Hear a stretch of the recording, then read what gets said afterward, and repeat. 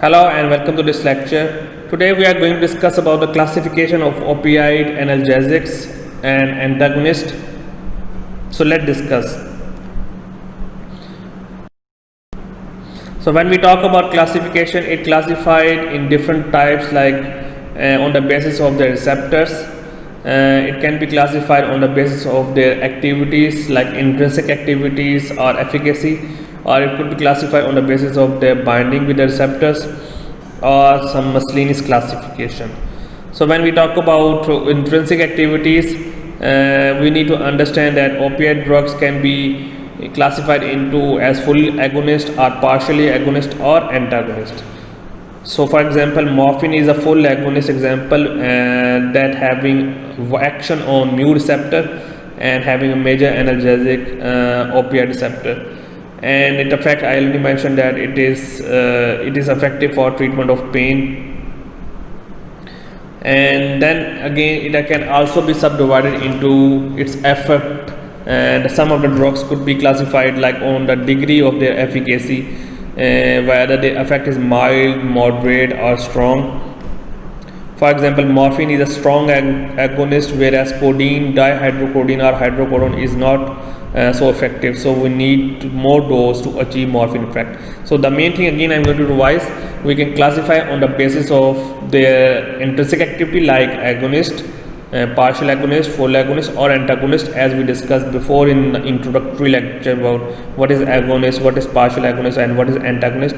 Or we can classify on the basis of their effect, which could be leads to mild, moderate or strong, as morphine is a strong opioid, whereas codeine, which is used as in the cough syrup, or dihydrocodeine or hydrocodone also used in cough syrup, it is not as strong opioids, and we need more dose to achieve the morphine effect.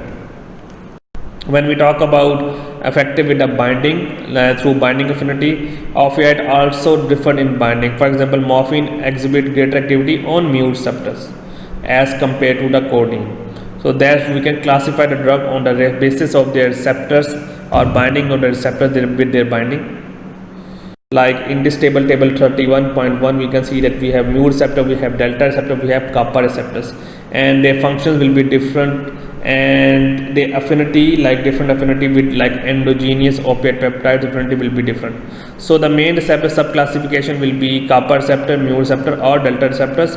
For example, naloxone is a strong mu receptor antagonist, I already mentioned in our previous lecture, and which is made simply we can make by substitution of the allyl group on the nitrogen of the fully agonist morphine plus addition of single hydroxyl group.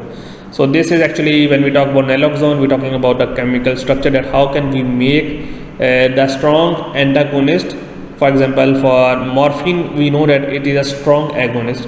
So for morphine overdose, we make naloxone, which is a strong opioid antagonist. And how can we make? We make by modification of the morphine through addition of the hydroxyl group OH. Hydroxyl stand for OH, O stand for oxygen, H stand for hydrogen, and then by the substitution of the allyl group on the nitrogen. So if I show you the structure of the morphine, you can take a look of that in the morphine that we have the nitrogen present. So the substitution of simple allyl group, which is another kind of functional group on the nitrogen, can change morphine, plus the addition of the hydroxyl group can make a strong potent opioid antagonist like naloxone. So this is a chemistry, you don't need to remember that because it's just for the knowledge.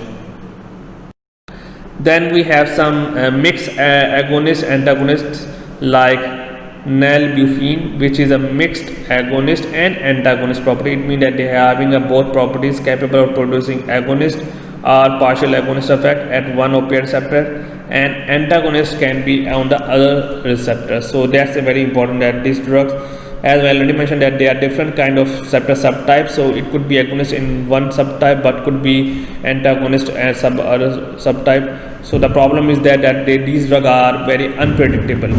So usually we don't use these drugs because of their unpredictability. So thank you so much for today's lecture. Hope to see you again.